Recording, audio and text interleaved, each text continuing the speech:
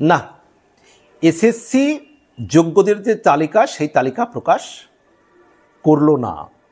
21 April নির্দিষ্ট একটা সময়সীমা ছিল, যেটা শিক্ষামন্ত্রী ব্রাত্য বসু চাকরিহারা শিক্ষকদের জানিয়েছিলেন যে 21 এপ্রিল পর্যন্ত সময় দিতে।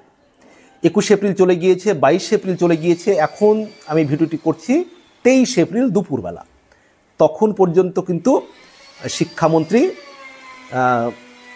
যোগ্যদের যে তালিকা প্রকাশ করেন এবং তিনি জানিয়েছেন যে নাকি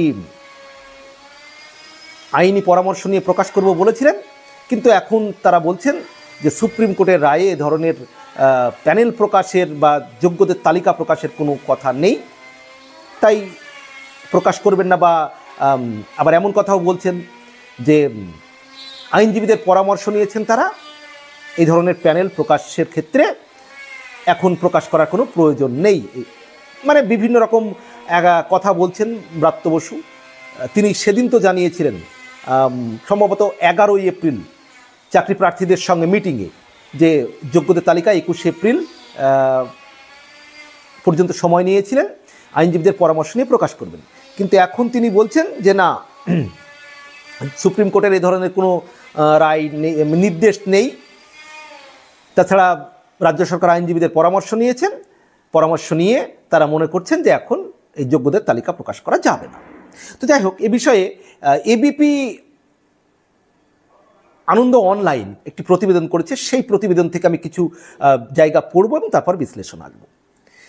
যেটা হেডলাইন করেছে এবিপি আনন্দ, অভিজিৎ গঙ্গোপাধ্যায় মানে প্রাক্তন বিচারপতি অভিজিৎ গঙ্গোপাধ্যায়ের নাম দিয়ে তারপরে সুপ্রিম কোর্টের অর্ডারের সঙ্গে চাকরিহারাদের দাবির কোনো বিরোধ নেই, বড় বার্তা দিলেন অভিজিৎ গঙ্গোপাধ্যায়। অভিজিৎবাবু বলছেন যে না, সুপ্রিম কোর্টের যে অর্ডার রয়েছে সেই অর্ডারের সঙ্গে চাকরিহারাদের দাবির কোনো বিরোধ নেই। জানেন, চাকরিহারাদের দাবি করছেন যে যোগ্যদের তালিকা প্রকাশের। আচ্ছা, কোর্ট বললেই তালিকা, রিভিউ পিটিশন পর্যন্ত অপেক্ষা করার বার্তা শিক্ষামন্ত্রীর। শিক্ষামন্ত্রী এখন বলছেন যে কোর্ট বললে তবেই তালিকা, আর রিভিউ পিটিশন করবে রাজ্য সরকার, ততদিন পর্যন্ত অপেক্ষা করতে বলছেন শিক্ষামন্ত্রী। এই পরিপ্রেক্ষিতে কি জানালেন প্রাক্তন বিচারপতি অভিজিৎ গঙ্গোপাধ্যায়, মানে কি জানালেন জিজ্ঞাসা চিহ্ন। দেখি কি বলছেন।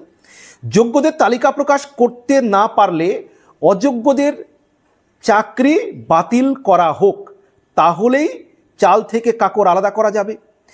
এবার এসএসসিকে ডেডলাইন বেঁধে দেওয়ার হুঁশিয়ারি দিলেন চাকরিহারা শিক্ষক শিক্ষিকারা। তারা কি বলছেন যে যোগ্যদের তালিকা প্রকাশ করতে না পারলে অযোগ্যদের চাকরি বাতিল করা হোক, তাহলেই চাল থেকে কাকর আলাদা হয়ে যাবে। এই বলেই কিন্তু এসএসসিকে একবার ডেডলাইন বেঁধে দিলেন চাকরিহারা শিক্ষক শিক্ষিকারা। শিক্ষামন্ত্রী আশ্বাস দিয়েছিলেন, কিন্তু যোগ্যদের তালিকা প্রকাশ করলো না এসএসসি, আর তাতেই এবার ধৈর্যের বাঁধ ভাঙে আন্দোলনকারীদের। রাত গড়াতেই রাতে আন্দোলনের উত্তাপ। এই পরিস্থিতিতে শিক্ষামন্ত্রী বলেন, যারা যোগ্য বঞ্চিত শিক্ষক সময় মতো বেতন পাবেন। মানে তিনি বলতে চাইছেন যে আপনারা সময় মতো বেতন পাবেন, অতএব তালিকা প্রকাশ নিয়ে আপনাদের মাথা ঘামাতে হবে না। আচ্ছা, গেল। দ্রুত রিভিউ পিটিশন করবে রাজ্য সরকার। এই পরিপ্রেক্ষিতে কি জানালেন প্রাক্তন বিচারপতি অভিজিৎ গঙ্গোপাধ্যায়। এবার অভিজিৎ গঙ্গোপাধ্যায় কি বলছেন। এই বিষয়টা হয় আন্দোলনরত শিক্ষক শিক্ষিকাদের চোখে ধুলো দিয়ে, ভাঁওতা দিয়ে আজকের মতো বিষয়টাকে থামিয়ে চলে যাওয়া বা কেটে পড়া। অভিজিৎবাবু যেটা বলছেন, তিনি জানান সুপ্রিম কোর্টের যে অর্ডার তার সঙ্গে এই যে যোগ্য অযোগ্যদের তালিকা প্রকাশের ডিমান্ডের কোনো বিরোধ নেই, সম্পর্কও নেই। এটা একটা স্বচ্ছতার দাবি। অভিজিৎ গঙ্গোপাধ্যায় জানালেন, মানুষ যে কোনো কারণেই তুলতে পারে স্বচ্ছতার কারণে। স্কুল সার্ভিস কমিশনের অনেক দিন আগেই যোগ্য অযোগ্যদের তালিকা প্রকাশের দরকার ছিল, তারা সেটা করেননি বলেই আজ শিক্ষকরা দাবি করছেন। এর সঙ্গে সুপ্রিম কোর্টের অর্ডারের সম্পর্ক নেই। অভিজিৎবাবু যেটা বলছেন যে সুপ্রিম কোর্টের যে অর্ডার হয়েছে সেই অর্ডারের সঙ্গে যোগ্য এবং অযোগ্যদের তালিকা প্রকাশের কোনো সম্পর্ক নেই। অর্থাৎ তিনি বলতে চাইছেন যে তালিকা প্রকাশের কোনো অসুবিধা নেই। কিন্তু ব্রাত্যবাবু বলছেন যেটা আদালতে তিনি আইনজীবীদের পরামর্শ নিয়েছেন, আদালতে এই ধরনের কোনো নির্দেশ নেই, আবার রিভিউ পিটিশন করবেন, একটু অপেক্ষা করুন আপনারা। তো যাই হোক, তো আর অভিজিৎবাবু বলছেন কি এর সঙ্গে সুপ্রিম কোর্টের অর্ডারের কোনো সম্পর্ক নেই। সুপ্রিম কোর্ট কি কোনো কারণে বলেছেন যোগ্য অযোগ্যের তালিকা প্রকাশ করা যাবে না? অভিজিৎবাবু যেটা প্রশ্ন তুলছেন, জিজ্ঞাসা করছেন, যদি সেটা সুপ্রিম কোর্ট বলতো ও তারপর এরা এই দাবি করতেন, মানে সুপ্রিম কোর্ট যদি বলতো যে যোগ্য অযোগ্যদের তালিকা প্রকাশ করা যাবে না, এরকম বলতেন সুপ্রিম কোর্ট, তাহলে সেটা অন্যায্য দাবি হতো আর তালিকা প্রকাশ আদালত অবমাননা হতো। অর্থাৎ সুপ্রিম কোর্ট যদি বলতো মানে নিষেধ করতো যে যোগ্য অযোগ্যদের তালিকা প্রকাশ করা যাবে না, তখনও যদি ছাত্ররা মানে শিক্ষক শিক্ষিকারা এই দাবি করতেন যে না প্রকাশ করতে হবে, তাহলে সেটা আদালত অবমাননা হতো, তখন যদি এই দাবি করা হতো। কিন্তু সুপ্রিম কোর্ট তো বলেনি যে যোগ্য অযোগ্যদের তালিকা প্রকাশ করা যাবে না, সুপ্রিম কোর্ট তো তা বলেনি। আমি তো শুনেছি আপনারা সুপ্রিম কোর্টের অর্ডার মেনে নিয়েছেন, চলুন, মেনে চলছেন চলুন, রিভিউ করবেন বলছেন করুন, কিন্তু এই যে ডিমান্ড ফর ট্রান্সফারমেসি, এইটা কেন করবেন না? এটা কাটিয়ে চলে যাবেন না। অর্থাৎ এই যে চাকরিহারাদের যে দাবি যে আপনারা যোগ্য অযোগ্য তালিকা প্রকাশ করুন, এটাকে অভিজিৎবাবু সমর্থন করছেন। অভিজিৎবাবু মানে অভিজিৎ গঙ্গোপাধ্যায় আন্দোলনরত শিক্ষক শিক্ষিকাদের বলেন, আপনারা রাস্তা ছাড়বেন না, এই ভাওতাবাজিগুলো চিনে নিন। মানে বলতে চাইছেন এই যে ভাওতাবাজি করা হচ্ছে, বিভিন্নভাবে ঘোরানো হচ্ছে চাকরি হারাদের, এক এক সময় এক এক কথা বলছে এসএসসি বা শিক্ষামন্ত্রী, এটাকে বলছেন তিনি যে ভাওতাবাজি, এদেরকে চিনে নিন। স্কুল সার্ভিস কমিশন যে বিবৃতি দিয়েছে তা চোখে ধুলো দেওয়ার জন্য। অভিজিৎবাবু বলছেন যে স্কুল সার্ভিস কমিশন যে বিবৃতি দিয়েছে এটা চোখে ধুলো দেওয়ার জন্য, অর্থাৎ ভুল দিকে নজর ঘোরানোর জন্য। তো এবার ব্রাত্যবাবু কি বলছে? তিনি বলছেন যারা যোগ্য বঞ্চিত শিক্ষক সময় মতো বেতন পাবেন। এই কেমন কথা শিক্ষামন্ত্রী ব্রাত্যবাবু, যে যোগ্যরা বেতন পেলেই হয়ে গেল? তাদের যে যোগ্য, তাদের সেই তালিকা তারা তো দাবি করছেন, তারা বলছেন যে তাদের যোগ্য সেই লিস্ট প্রকাশ করা হোক, তাদের যে ওএমআর সিট তার মিরর ইমেজ প্রকাশ করা হোক, তাহলে কোর্টকে তারা জানাতে পারবে যে তারা যোগ্য, তাদের চাকরি কেন থাকবে না। কিন্তু ব্রাত্যবাবু কি বলছেন? যারা যোগ্য বঞ্চিত শিক্ষক সময় মতো বেতন পাবেন। রিভিউ পিটিশন করবে রাজ্য সরকার, তার আগে জল ঘোলা করার প্রয়োজন নেই। অর্থাৎ রাজ্য সরকার রিভিউ পিটিশন করবে, তার আগে পর্যন্ত আপনারা জল ঘোলা করবেন না।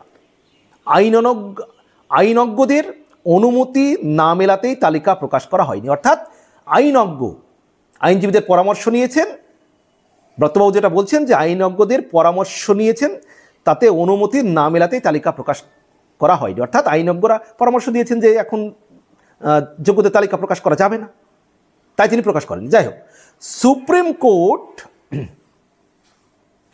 নির্দেশ দিলেই তালিকা প্রকাশ করা হবে। অর্থাৎ উনি বলতে চাইছেন যে আইনজীবীরা যেহেতু নিষেধ করেছেন এবং সুপ্রিম কোর্ট যখন নির্দেশ দেবে তখনই তালিকা প্রকাশ করা হবে, সুপ্রিম কোর্ট নির্দেশ দিলে তবেই।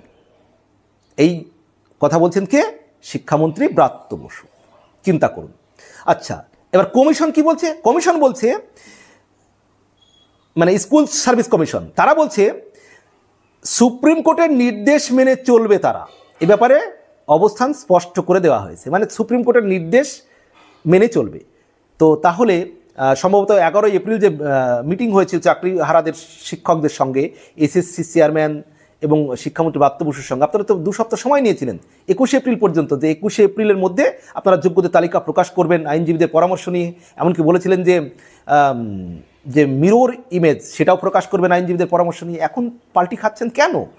এখন কেন বলছেন যোগ্যদের তালিকা প্রকাশ করার কথা সুপ্রিম কোর্ট নির্দেশ দিলে তবেই প্রকাশ করবেন, আইনজীবীরা নিষেধ করছে? আসলে কি ঢাকতে চাইছেন আপনারা? যত এগুলো করছেন তত মানুষের মনে প্রশ্ন উঠছে যে আপনারা কি ঢাকতে চাইছেন। আপনারা যে অযোগ্যদের বাঁচাতে চাইছেন, এটা অনেকেই এখন প্রশ্ন তুলছেন, অভিযোগ তুলছেন যে আপনারা অযোগ্যদের যেন তেন প্রকারে বাঁচাতে চাইছেন। আর কেন বাঁচাতে চাইছেন এইখানেই প্রশ্ন উঠছে যে কেন রাজ্য সরকার দুর্নীতিগ্রস্ত শিক্ষক, যারা অযোগ্য শিক্ষক, তাদেরকে বাঁচানোর জন্য এত প্রচেষ্টা। এখানেই তারা খুঁজছে দুর্নীতির গন্ধ, যে রাজ্য সরকার বা এই যে তৃণমূল সরকারের নেতারা তাহলে কি এর সঙ্গে যুক্ত? মানুষের মনে কিন্তু প্রশ্ন উঠে যাচ্ছে, যেহেতু আপনারা অযোগ্যদের বাঁচানোর জন্য এত চেষ্টা করছেন। মানে যোগ্যদেরকে আপনারা কোনোভাবেই আলাদা করে লিস্ট প্রকাশ করা মানে স্বচ্ছভাবে করতে চাইছেন না, অযোগ্যদের আলাদা করতে চাইছেন না।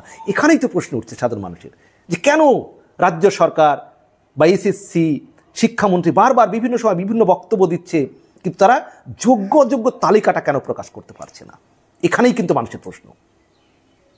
কি ঢাকতে চাইছেন, কি লুকাতে চাইছেন? সম্মানিত দর্শক, এ বিষয়ে আপনাদের কি মন্তব্য রয়েছে? কেন রাজ্য বা এসএসসি বা শিক্ষামন্ত্রী এক এক সময় এক এক রকম কথা বলছে, কিন্তু যোগ্যদের তালিকা কেন তারা প্রকাশ করতে চাইছে না? জানাবেন আপনাদের মতামত। ভালো থাকবেন, সবার জন্য শুভকামনা।